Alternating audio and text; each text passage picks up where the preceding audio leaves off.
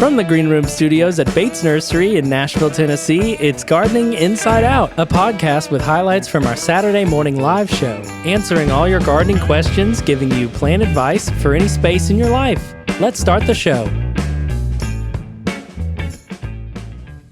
Hey, y'all. Caroline Gant here. Hey, y'all. Austin Lowen here. And it's Tyler. How you doing? Man, we're just doing great. You know what I realized that we haven't done at all? What? We've got some listeners here that literally have no clue who we are. Oh, that's a good point. That's a good thing to think about. We all live here in Nashville, Tennessee. We all work at Bates Nursery and Garden Center. We're all friends. But nobody really knows if they should be like listening to us at all, you know? Or like, well, first off, they people? should be listening. I think so, but they might need to know like a little about us. Yeah. Well, it's too late, Austin. They're already listening to us. I know, some people anyway. That's right. Well, let's give them a little background. Okay. Who wants to go first? Why don't you go first? Tell us, how did you get into plants and what do you do for a living? How did I get into plants? Well, I've always been into plants. I think I was born into plants. I remember the first plant I ever bought was when I was, 4. It was a little fairy castle cactus at Home Depot. Cute. Yeah. So that started my love for plants. I've always been into outdoor plants. Then I got really into indoor plants. And now here at Bates Nursery, I manage the houseplant greenhouse. Nice. Mm-hmm. Well, I love gardening. I'm a wild gardener. Mm-hmm. I kind of just stick stuff in the ground, as I think most of you probably know. Austin looks annoyed already. I'm also really into medicinal plants. So, yeah. Okay. Cool. Tyler? Okay. Let's hear your background. I basically grew up not really doing anything with plants, but, you know, like when my parents would move to a new house or something, I'd always want to be involved with the landscaping or just, you know, I had imagined like winding paths and tons of plants everywhere to make like a forest and always like nature. It wasn't until I got my house in 2015 that I really went to town because it already had a fairly mature established landscaping and garden in the backyard especially. It was like a little private oasis. And so I was like, this is cool. And I learned a lot from the previous owner's plantings, but then I bought a book called The Backyard Homestead. Oh, I have that book. And that really put the folk knowledge in me to, you know, be able to learn. I mean, a lot of examples in that book are like relational examples of like, you know, if this, then this plant should be ready, or, you know, it taught me a lot about the seasons, about what time plants do like to grow and stuff like that. Okay. So, and how did you end up here at Bates Nursery? Because what do you do here mainly? I do magic. Yeah. In what way? Techno magic. Yes. I mean, tech master. So I owe a lot to my predecessor, Honora McGarry, who really got a lot of things rolling here in terms of marketing and social media. And I got involved with Honora after I got hired here during the pandemic, which I was hired with Caroline. We started on the same day, on April Fool's Day. We both came to Bates Nursery. COVID hires. Yep. Couple of fools on Fool's Day. That's right. Y'all were so lucky to get us. We were. Well, that's the nice thing about working here is we all just learn from each other. We talk about plants all day. And I've learned so much. Yeah, it's truly an addiction. So, Austin, what's your backstory? All right, backstory. Give it to us. Growing up, I was not all that into plants, to be quite honest with you, because I was raised on kind of a little farm, if you will. And mom and dad always had plants, and dad had a garden every year. And I was the one working in it, me and my little brother, constantly. So really, plants for me as a kid was work, like hard work. Dad would have like a huge garden. I'm out there, you know, picking beans, double picking beans, cleaning out weeds for mama. You know, just it was work. But then I went to college and I got in the ag department and I didn't really know what I was going to do yet, but I was at least in there. And then I took my first plant class, just regular old plant and soil science, and immediately fell in love. And I took my first cutting. I remember that. And I remember seeing that you could stick a little piece of a plant in the ground and it could potentially root. And it did root. And it just blew my mind. I mean, mind blown that something I didn't even know that could happen. You know, it was very, very basic for me. So anyway, I pursued my career or my degree in horticulture and got it. So I'm a horticulturist technically. And I've worked in retail garden center work literally ever since I left college. So this is all I've ever done. I guess probably 12, 13 years now of doing this. So, there you go. And I'm still 100% addicted to plants. I mean, I would say you're very passionate about it. Great word. The passion that is inside you when it comes to trees is I know. stunning. I know. You know, I like to say from the smallest seed to the tallest tree, I want to know about it and everything in between. And you do. I mean, I have learned so much from you about just so much. And bugs. I can't even. I do love bugs. Well, bugs come with You're plants. kind of the bug guy here. I am the bug guy here. Bug I love and the bug. disease. Don't ask me about like bugs that eat other bugs. I don't know that, but I do know a lot about bugs that eat plants because you kind of have to know that. You know, you also have to know a little bit about fungus. I mean, that's a whole nother world. Don't even get me started on that. But you It's have a to know separate about world, that yeah. type of stuff and diseases and pathogens, things like that. So there's all sorts of stuff. There's so much to learn. know. I remember when I started moving into houseplants and really working in there a lot. And I've always had houseplants and I knew a lot about it, but it's a whole different world. Taking care of houseplants in a greenhouse. And I would find stuff and I would always radio you and be like, Austin, what is this? Yeah, and also, you know, being able to talk to people about plants and trying to help them with their plants because that's a tricky ball game. You know, when people tell me they water and it's really hard to see like how much or is it way too much? And there's just always these questions and that will never stop. People always have questions about plants. I think that everybody's intrigued at least a little bit by plants or at least just has that basic instinctual like Well, you should. I mean, love. plants keep us living. Exactly. I mean, Yeah. Plants and bugs keep us alive. I do need to give a shout out. I kind of went through mine pretty quickly, but I did get my love for plants from my mother. She is a plant person. She taught me a lot. We used to garden together, and I loved it as a kid. I loved doing new beds with her, doing maintenance, all this fun stuff. So shout out to Sherry Gann. All right, Sherry. You know, I'm not very big on the maintenance, although I did do a lot of maintenance in my front Oh little my gosh. bed the other day. Yes. Make sure Went you to watch the town. broadcast for this coming Saturday because we will throw Austin's pictures up. Got it back clean, y'all. It was getting wild. It was. Those petunias that you pulled up, I mean, look like a giant weed. Oh, I know. when Like huge. petunias don't have blooms, it's like, yeah, what's the point? A couple weeks ago, my petunias looked fantastic, and then we had 3 nights of frosty freezy, and it made all the blooms go away. But the green was totally fine. Like the green looks beautiful, actually. But like you said, they're a touch weedy if they don't have blooms.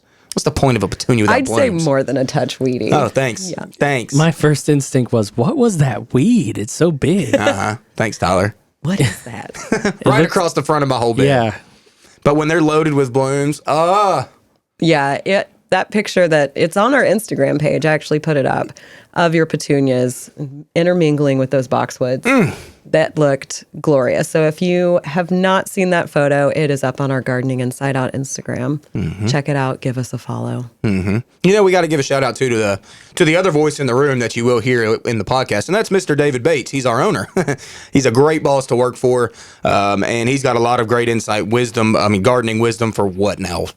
50 years at least. So, I mean, Quite a while. Well, this is a family-owned business. His grandmother started it in 1932. So he has only known plants. I mean, I'm sure he's known a lot of other stuff, but yeah. that man knows the ins and outs of plants, of a nursery, how greenhouses work. I mean, there's so much that goes into it. Yeah, and just this place, if you've never seen it, is crazy. I mean, we are really, really big and we're really, really old.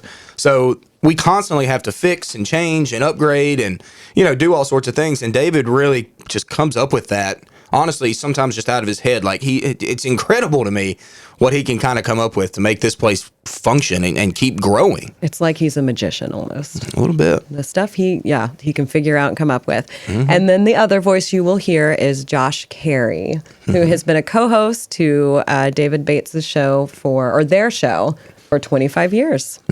They have been doing this for a long time. It was a radio show for a while, and now it is a Gardening Inside Out broadcast. Podcast, broadcast, all of the things. And Josh is an avid gardener. He owns a home. He's always planting stuff. He's got a lot of things going on. He kind of comes from it like I do, where we just have a lot of anecdotal wisdom from trying things. Mm-hmm. And, you know, and he'll also, I think one of the best qualities that he has is after a broadcast, sometimes he will go and purchase one of the plants that y'all have selected for the display and plant it and try it. Yeah. Mm-hmm. I love it. And so, and he also has names for his plants. Yeah. He does. And you will learn them as you listen to the broadcast or the podcast. There's a lot of people that do that. Yeah, I know a couple people that come into houseplants that have named all of their houseplants. I wouldn't be able to keep up with that. Lord, no. No, absolutely not.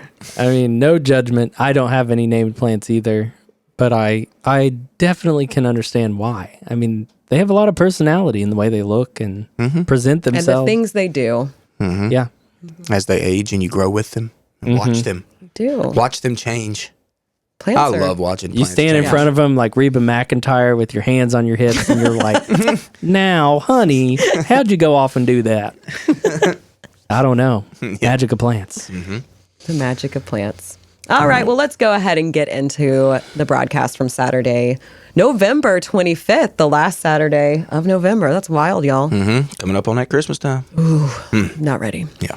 I think a lot of folks have really gotten engaged in doing some later fall planting, which is there's absolutely no reason not to do it. This is really a great time, particularly given the amount of moisture we currently have in the ground.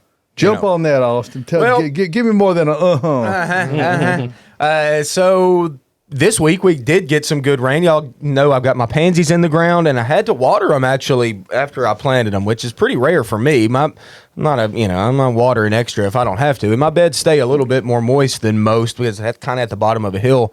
But I had to supplement with water with my pansies. But after this week, I've noticed, I was looking at them this morning on my front porch, just drinking some coffee, and I'm like, these pansies have latched in. They're probably good for the rest of the season, I would guess. I don't know that yet, but with the rain coming possibly, within the next few days or whatever, I think they're going to be fine. They look really good. They're Did you get a blooming. picture? No. it's certainly, I bet you we will see some in the coming weeks, however. Oh, yeah. I've got a little plan for my bed, by the way, and I'm going to explore that with y'all. Is this related to the feedback that you got?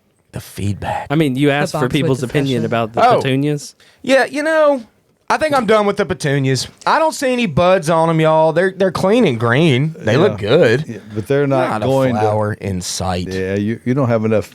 And Your overnight low temperatures are just too low. They're it's gonna too stay- low, I think. I think you're right. And the bed is so messy. There's leaves all in it. There's leftover hibiscus sticks, leftover hydrangea blooms. It's all horrible. So what I'm going to do is a big cleanup, and I'm going to take pictures of it. Before and y'all and are going to after. see. And you know what else I'm going to do? No, I'm doing it. You're going to do Listen, it. no, I'm not doing that. I know what you're thinking. Oh. What I am going to do is buy some new Justin Brower's Boxwoods. Tyler, hit the button. Boom! What, this? Yeah! It's happening. We've got 1 gallon Justin Brower's Boxwoods here. They look picture perfect. I love them. I've been looking Justin's at them every back, day. baby. Justin's back, and we've got plenty of them. What I'm going to do is put my new Justin Brower's Boxwoods in between the dead ones, okay? I'm not going to pull up the dead ones. Just to shame them. Just to shame them, yeah. I'm going to put them in between. Are you gonna entice them back to life? Maybe, but this Okay. is my plan, okay? I'm going to leave the boxwoods that look dead, okay? I'm going to plant new ones in between them. So I've got something for the winter because it's absolutely killing me to see dead sticks. But I'm going to leave the Browers But for not y'all. bad enough to pull the dead sticks. Not going to pull them out yet because I got to wait till next spring just to see if for some reason they took a year off. Denial And can run deep. I know, but I'm going to leave them.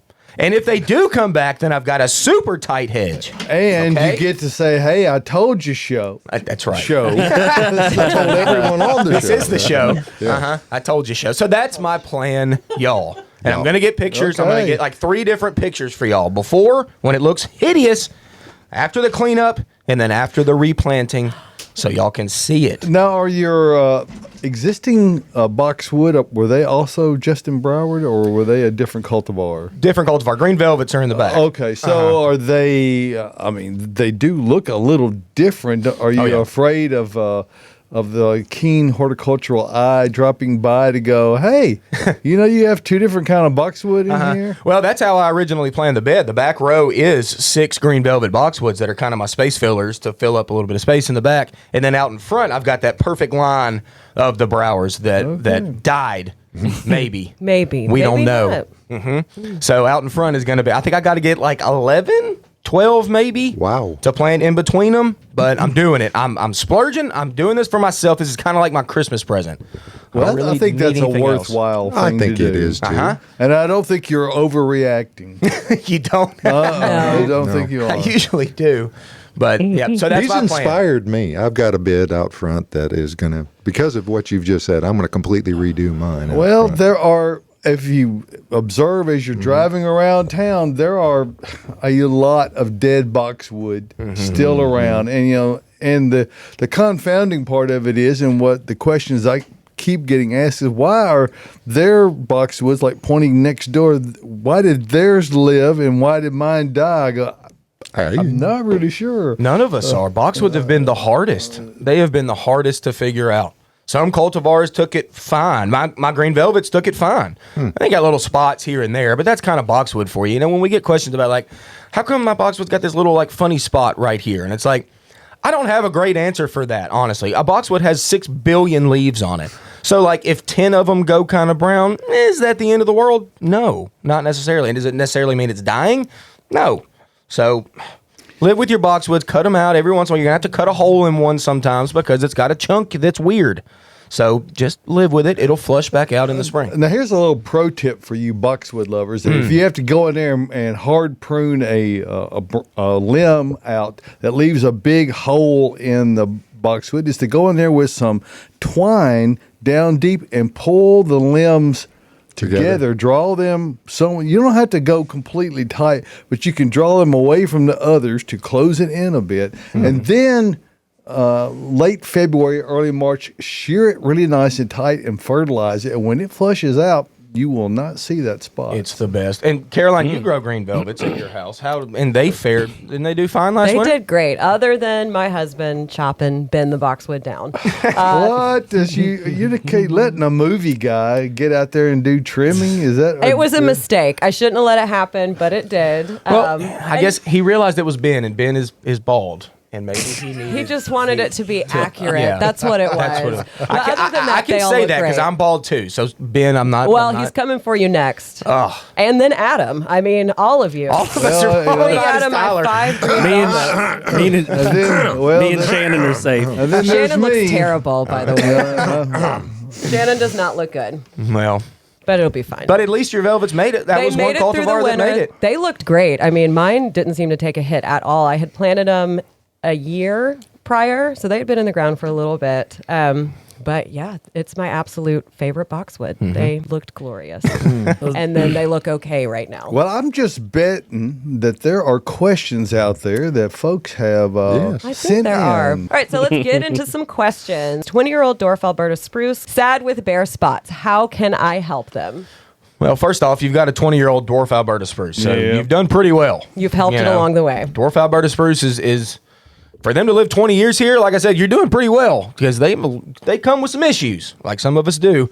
But if they have some bare spots, unfortunately, there's not much you can do to help that besides pruning it out, and it's gonna look a little Pruny. more sad than A little, Yeah, I hate Now, to say it. Austin, I have seen you do some, you and Ben both work some magic and create some topiaries out of things that are not normally considered topiary plants. So that's another, if you have so much you're cutting out that it's leaving kind of evenly spaced branching, you might could go that route. Yes, it's piece like of art. A piece of art. It's like a living Yes. bonsai, and I think that's a great idea, David. And I do it. Yeah, Ben does it. When you have plants that look sad and you have to cut out so much that if you once you cut it out, it looks even worse than whenever you started, then take out more than you think and just leave limbs. Make it look interesting. Play with it. I've done in the past many a times dwarf Alberta spruce bonsai for Christmas presents for people. Yep. It's not that hard to do. You get in there and you thin out. You kind of keep some other branch. Make it look like an interesting living art.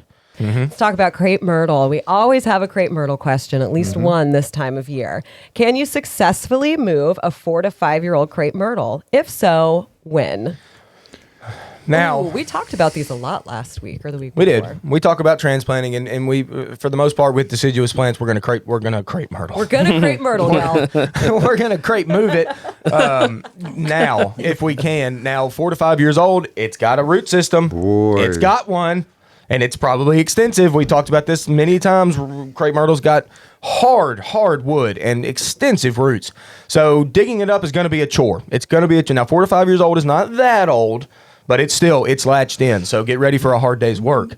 But it's time to do it. Like David always talks about, have your hole already dug and ready. So whenever you do transplant it, you're keeping it out of the air for as short amount of time as possible, moving it to the new hole, burying it in and watering it in really well, and then expect to see crepe myrtle come back from those roots that you didn't dig up, because this will probably happen. Oh, no. I hate to say it, but it happens. And another little pro tip is sharpen your shovel before the whole process. Don't try to do it with a dull shovel. You also should have, depending on the size of it, a 4 to 5 year old one might not need it, but at least a good sharp pair of hand pruners or loppers to be able to cut some roots along the outside of the root ball. That'll greatly facilitate not compromising the integrity of the root ball itself. You're trying to dig from the root ball out whenever you're transplanting something, and crepe myrtles certainly are one of those things you want to do a good job of keeping the root ball intact. One thing that does work in your favor is that this tree has already been transplanted before. It was either in a container, likely, so you have had some effectively received some root pruning just because it has come out of a container before. So I think it's a very doable project. It's just something that you need to be prepared. Yes. So we've spawned a tangential question, David, because Colin's wondering, how do you sharpen your shovel? That's a great question. Well, I use a flat file. Now, if you have a bench grinder, that's a good way to at least get the initial edge on there. Now, you don't sharpen. When you sharpen a shovel, you don't put it on both edges. You only do it on the inside edge, so that where the curve is, or it could be a flat shovel. You just pick one of the edges, preferably the one that's on the inside facing. Sharpen that one edge, and then take a flat file, and then you can get it really sharp. They call these files. And this is the actual name of them. They're called a mill bastard. Is what they are called. Never heard that. That's what they are called. I thought we were going to say You got the flat X ones, file. you got round ones, you got all kinds The of X file. But Doesn't make sense. a good new and a rusty file is one of the things it's you can do nothing with it. So get a new one and sharpen it, and then put the file away. Wrap it in maybe an oiled cloth or something. That way, years later or whenever, it'll be there ready to use. Because you're only going to need it about once every couple of years. Yeah, I mean, that's the thing. So if you can get it, They're $4-5. Pre-cut down with a bench grinder and then sharpen it with a file, it will make a huge difference. And then you can stop and dress down, because you're going to nick it as you're cutting through. Yeah. Don't try to get it too thin, because it's too easy to You'll ruin notch the it up. Yeah, but if it gives you another reason to use that side grinder that only comes out about once every 15 years. Exactly right. Exactly right. All right, let's talk about plants in pots, everybody. Someone is asking, will euonymus survive in a pot here in Middle Tennessee? If not, is it too late to plant it in ground? All right, first off, it's not too late to plant it in the ground. That's certainly a better spot for euonymus. Now, euonymus is actually a little bit less hardy than some of our broadleaf evergreens. This past winter, they were one of the first to really lose all their leaves because of that deep freeze. Also, one of the first to regrow their leaves. So if you do put it in a pot, we have a nasty winter, and it gets really, really cold, and it starts to suffer and lose some of those leaves. Do not give up on euonymus. It is not necessarily dead at all. It might just drop some of the foliage. Now, I'm just saying that it probably will not drop any foliage at all. For the most part, they're going to stay evergreen for you even in a pot. But like I said, they can lose or suffer some damage on the topmost part of their leaves. If this happens, like I said, don't give up. They will re-crack buds and be fine next spring. We have a question about an Audrey ficus. My ficus Audrey's leaves are turning brown, and one fell off. Oh my Pshaw. gosh. So this All is mine are fairly gone. normal. Do you have an Audrey ficus? Yes. And all the leaves are gone? Oh yeah. So Tyler just Yeah. said that about It's a his. little tiny thing about this tall, and it only had 2 leaves on it. All and the they, leaves they, are gone They and jumped the sky ship. is gray. No, There you go. You haven't given up on it though, have you, Tyler? No. Okay, good. Okay. All right, back to the question. So mine I actually let mine fall off through the winter. I let mine defoliate inside and then I put it back outside and it reflushes. Well, let's talk about why it might be doing that. For one, it's pretty normal come this time of year as the days get shorter. It's not getting as much sun. This is a ficus that likes more sunshine than most of the others. They can actually handle like all day full sun outside. So it could be that. If one leaf fell off, there's no need for alarm. Now, if all of your leaves are turning brown, this could be a watering issue. With your heat coming on, the plant could be drying out. If you have it near a vent, it could be drying those leaves pretty quickly. And it also could be overwatering. I would say if it's brown and crunchy, it's going to be underwatering though. And it also could be a pest. So go ahead and check those leaves like I talk about each week when we were talking about transitioning houseplants from outside to inside. If you did have your plants outside, you always want to check them for pests. And spider mites will cause those leaves to brown and start dropping. But I would say this isn't a big need for concern. If you don't have any pests, this is a natural thing that happens with these. They probably will lose some leaves. Sometimes they don't, especially if you keep them in year round. But like I said, I let mine slowly defoliate through the winter. One leaf comes off at a time. I don't really water it much. And then I'll prune it back in the very early spring, put it outside, and it reflushes. But if you are really concerned and if a lot of the leaves are brown, go ahead and send us a picture. We already gave the email. It's gardeninginsideout@gmail.com. And we can take a look at it just to make sure there's not some kind of other issue going on because it's hard to diagnose stuff from just a description from time to time. And if you can't decisively determine whether it's too wet or too dry, just pick it up.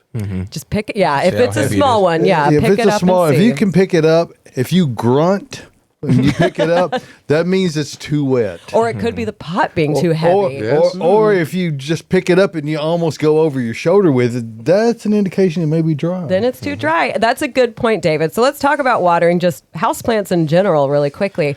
I have people come into the nursery all the time and, they have issues with their plants. And I always start with, well, how often and how much are you watering it? And a lot of times people are watering it way too often, but not enough. Multiple times I have people say that, I give it half a cup every other day. Now, if this is in like a 5-gallon pot, which a lot of time ficus are, if you have a very large tree, that's not enough water to get really to any roots. It's going to pretty much evaporate as soon as it hits the soil. It's not going anywhere. So you need to let this dry out completely, especially with this Audrey ficus, and then thoroughly soak it to where water runs out of the bottom of the pot. So watering can be a big issue with problems with your plant.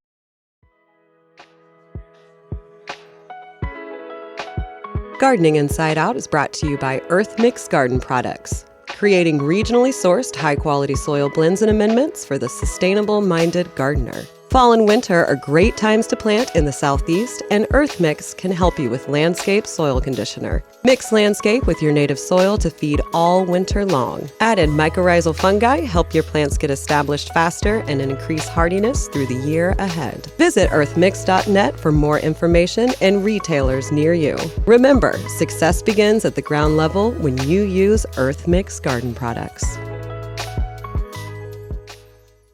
I gotta buy some earth mix today. What are you gotta- gonna get? Probably some indoor. Oh. I gotta What are you repot doing? some house plants. It's time. It is. Odd time of year to be repotting your houseplant. Hey, I do it I any do time it. of year. I don't care. I do it year round too. What are you repotting? When it clicks 3:30, I repot. I got. Oh. There's a few that I just dropped in pots, that I haven't actually planted yet. So I'm just gonna plant. I'm not necessarily gonna repot too many things. I've got a big old begonia, y'all. Big old grandma begonia out there that needs to be repotted. I'm not doing that one yet. I've got some conifers that are in big pots along my patio at the back of the driveway that I think 2 years ago, I didn't even take them out of the container. Yeah. I just put them in the larger container with soil conditioner around it. Yeah. And, they're still doing wonderful. That's honestly, if you can do that, y'all, that's a great way to do it. And usually what I'll do is I'll pull them out after the winter and bring them back and Put them back now. Put them back in inventory. Yeah, I do. Yeah. I mean, that's what, Switch when them you out. just own a, borrow 'em. when you own a nursery, you can do those kind That's of right. things anyway. But this time, I just kind of hung on to them. So they're a little. They don't match other things now. So I guess I'll either be replanting them permanently in there or continue to do nothing as I have been doing. Yeah. Austin, you're going on a gardening spree right now. Maybe. Those boxwoods and transplanting. Or That's going to be repotting houseplants. that's going to be work. That's a lot of work. I love your winter plans. I know. And Tyler, we big got to get you plans. over to the house so I can do a video on. I'm going to prune my crepe myrtle this year, and I'm going to go kind of extensive on it, and I'm going to tell you why. But I got to have Ty at the house to film it.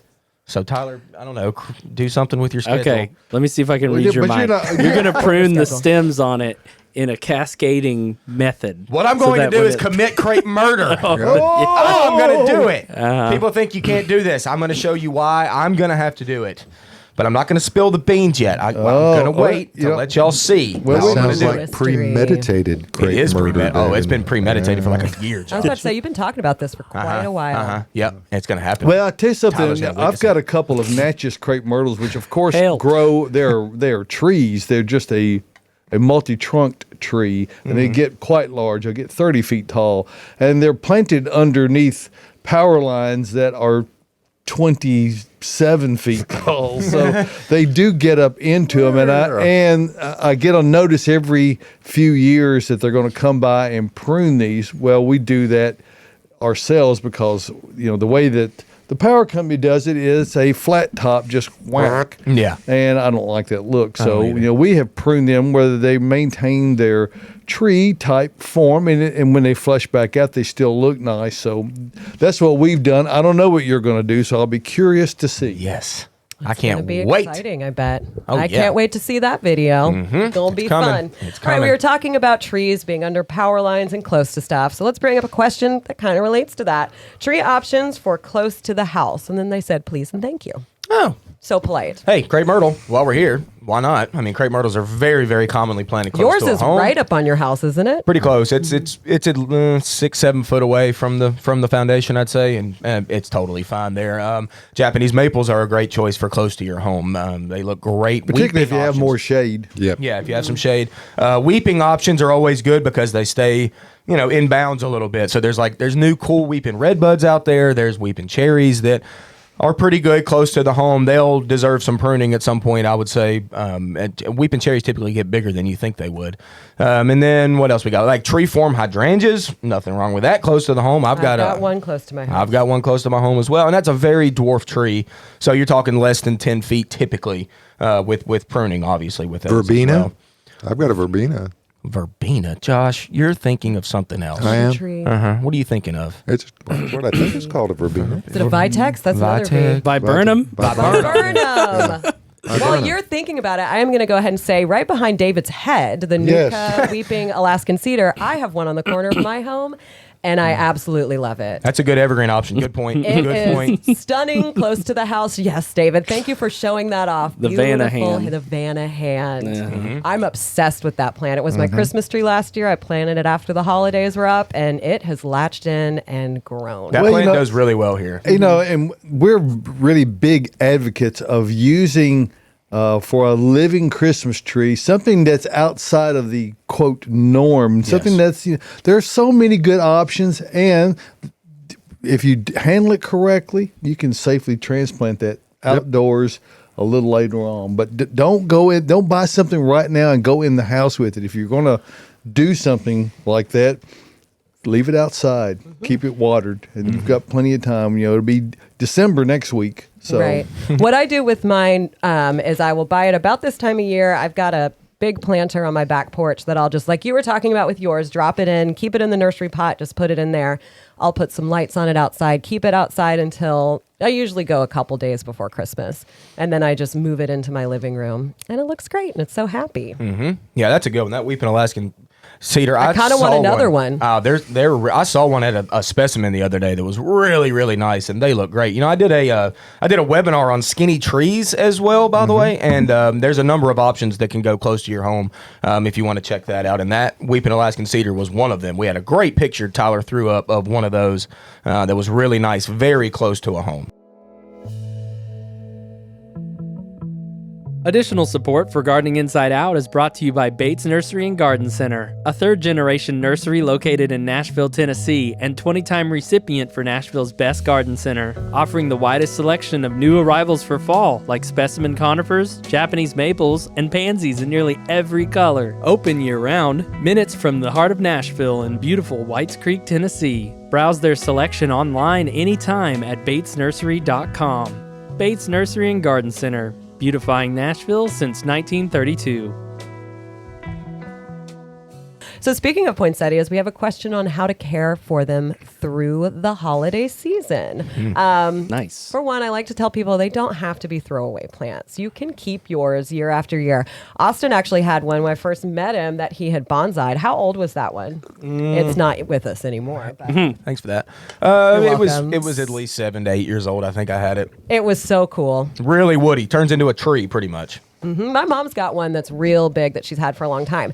But in order to care for it, they like bright indirect light. I keep mine out of direct sunlight. I'll put it like on a table in a room that has, good filtered sunlight that's coming in, and then let them dry out slightly between waterings. They do not like to sit dry for a really long time. They'll droop pretty quickly, and sometimes they don't really return from that very well. You'll start to lose some stems. The lower leaves will start to drop off, and then it'll just look kind of leggy. So that's one big thing is checking your watering with them. Put your finger, and with the top inch or two, depending on the pot size of soil, is dry, then go ahead and soak it, thoroughly water it. If you keep it in that foil container, you can let water run out and you'll feel it in the bottom. And you can let it sit in that for a good 30 minutes, but make sure you dump it out before you just let it sit, because it will rot it. But I think they're very low maintenance plants, and they're great to keep all year long and bring them out for the next year. So What's funny about poinsettias is that I used to grow poinsettia 3,000 at a time, and in a greenhouse where I used to work, and He grew them all at once. all at once. 3,000 all at one time. 3,000 in the greenhouse I used to take care of, and we used to hand water every single one of them. And the funny thing about poinsettias is a dry poinsettia looks exactly the same as a really wet poinsettia. Now, a dry poinsettia is way better than a wet poinsettia, because it goes too wet, they don't respond from that well at all. They will tank. Dawson, are they not native to the Mexico. the plateaus areas? Yeah, they're trees in Mexico for sure. Yeah, I had a customer that showed me a picture of one that he had for 20 years in Florida. He had a house there, and it was huge. I can't even remember how tall it was, but it looked like a tree. Yeah, It was. and that's what Was they it do. outside or inside? He left it outside year round. Hay muchas Florida, poinsettias Humid en is, Mexico. yeah. Yes, we a lot can't of do them. that here. Oh, hey, Tyler, I got a Whoa, surprise. hey, what's up? Hit my button. Hit the button. Which Hit his one? button. The one. Anyone. Yes. There you go. Y'all, what did I see yesterday in bloom? You're not going to believe me. None of y'all are going to believe me. I already don't believe you. Forsythia. I thought wait a minute. I thought I saw some. Say it in with bloom feeling next this to my road. time. Forsythia. I saw it yesterday. Y'all, Forsythia blooms in the spring. What's it doing? Where did you see it blooming? 'Cause I I saw thought it on- I saw some blooming. I as well. saw it on Oak Lawn Road back deep Okay. Cheatham County. I saw it on Mosley Ferry. And Deep what Cheatham County. and what do we call that phenomenon? Random blooms. We're kind of mimicking a spring It's- temperature-ish, so it's and- like I need to crack. Or blast blooms? There or you go. something. That's it. There it is. Blast Yes. blooms? The only thing That's my in- first. Yeah, it's like these fall temps kind of mimic early spring, and, Yeah. and Forsythia blooms in the early spring whenever temps are very similar to what we have right now. So these daytime temps are warm enough for some of those blooms to want to crack. Yeah, and blast blooming, and that's easy for me to say, occurs commonly when you've had cold weather and then it warms up afterwards. But so the plants can think, hey, we've gotten through, that was a quick winter, but now it's spring again. Yeah. That's where the confusion lies. So you give a few warm days after a cold snap, that can occur. Yes, and it wasn't like a full show, y'all, but it was, honestly, probably 15% of the shrub, I would say, was in bloom. It was pretty good yellow color. So Did you stop your car while you were driving? Negative. I kept on You going. kept going. That Ain't is got time for exciting. 15% bloom. That's right. I'm If glad it you had brought been that up. 30%, though, he'd been all over He it. would have been out of that car. Yeah. Well, speaking of blooms, let's talk about tulips. We've got a question about tulip bulbs. Is there a good way for a home gardener to keep tulip bulbs blooming year after year? The best thing I can say to you is to try your best to buy the most perennial tulips you can buy. So there's some that are not near as perennial hardy here as others. Okay, so like the hybrid Darwin mixes are usually very good at perennializing. So you can use those year after year without having to dig them up at all, and they'll keep coming back. So But Big butt. they will come up year after year. But if you don't space them out, they overcrowd, and Yeah. your bloom production gets really reduced. Where you see tulips that look spectacular year after year, how do they do that in Centennial Park? It's because they replant them every year. Yes. They pull them out after they flower, and they replant, their springtime annuals in there, and, or if they do Austin's suggestion and plant them with pansies, then they just simply pull them out, leave the pansies in until it's time to put the summer annuals in. So that's the real secret to getting them to look great every year, is to replant them. That's what is done professionally. Yep. So Cheekwood does it every year. Yep. Thousands upon So thousands. many. Uh-huh. But Yep. it's stunning. It's I mean, so when you good. see like a mass planting of tulips, There's nothing I better. always want it, but I will. Do they never go in have by that in my hand house. and dig each one of them up, or do they have a no, machine they that goes in there? just yank them. When They, they they get had, in. no, their employees hand pull them. I know this because I went there Wow. years ago on my birthday. April 10th is my birthday. So and that's- everyone knows. Everybody knows. Get me something. April 10th. Mark your calendars. Yeah, y'all will all be here probably because I always am on my birthday. It's always a busy day for gosh, us. you're got me crying. Mine's March the early. Early. March the early. March the early. So yes, I've worked on my birthday my entire life. Oh, So yeah, that's it's the way always it- gonna be. That's just it. We're Spring babies. springtime. That's Uh-huh. it. That's Yep. right. But anyway, yeah, I was at Cheekwood and I saw them on my birthday hand pulling out tulips. They were still in full bloom, Wow. but they were getting ready to replant new annuals like we talk about all the time, and they were pulling out pretty much like full bloom tulips. But I still got to see most of it, and it was stunning. It's so good every year. Wow. There you go. Gorgeous. I know you love tulips. You love those flowers. Love it. So we've got a couple questions about Christmas trees here at the nursery. One question is asking, do we sell Christmas trees? We do, but we sell living Christmas trees. And I'm going to go ahead and follow up with the other question that we got from another viewer asking how to care for a living Christmas tree. listen, Let's talk before- about that. Yeah. Before we get to that, Yeah. let's differentiate what the terminology means. There is living tree and then there's live tree. So it's easy to assume that those mean the same thing. They don't. Nope. A living tree is a tree that you can replant after the holidays. A live tree is one that's been cut. So the quick answer is we don't sell cut trees or the live trees. We only sell living trees. The Living living trees. trees, We which sell trees with roots on them. are very heavy. Now, and the other Folks need to be careful with this. We made this mistake in Murfreesboro where we buy that little bitty Alberta spruce and you put it out in the yard and it turns into something you could take to the governor's mansion after quite a while. So you just Well, and if it does well enough, they may want to buy it from you and cut it to put it in the house. But that's I mean, another. it's- they do that. they get huge. They do it in Monrovia- downtown. They try to find one specimen that someone's willing to sell every year. It's locally. So Monrovia has developed a new variety called Tiny Towers. Really? Dwarf Alberta spruce gets about 4 feet tall. yep. That thing's tiny. It That is is tiny and little. very compact. Yeah, and it's very much like Isley's Jean's Dilly, which Jean's? looks like the word Jean, but Jean's it's actually Dilly. Jean. I always thought it was jeans. I did too. No, I think that's what we all We know. live in the South, I Austin, actually so- got to briefly know Jean Isley, and so there you go. That's cool. We got one, I think, on the lot right now. But well, I know we have one in a little mix container. Oh, yeah, that's right. too, It's a in that little- mix little container. tiny David one. always gives the lessons, and it's probably don't have time this week to do it, but next week let's put that on the agenda to cover the ice and the transition and all these other things that we're going to go through. Yeah, we with the did have living. that question on how to care for it. Yes. I know. So, I mean, it's can be a- a Well, little there'll bit be we got numerous weeks, in particular Yep. with respect to the living trees like we sell. You've little- got a lot of time to be preparing for that, because Too it's early to put way. one in, If yeah. you're going to have success, you cannot put it in the house way early. Not even very early. Not even kind of early. Nope. Nope. So there's that. we Well, will folks, touch back. Yep, folks, music means it's coming to an end. Gosh, for this that was edition. That fast. was a quick show. Well, hey, we appreciate you coming into the Green Room Studios here with us on Saturday mornings. Yeah. Hey, go out on social media, like, share, ring bells, do everything you can. Tell the And friends. thank you for tuning in today. And if you found us, we'll be here next week, Saturday at 8 a.m. Yep. See you then. I'm buying Boxwoods today. Yes, he is. Oh, Yay. You're doing it. Way to go, Austin. Thanks.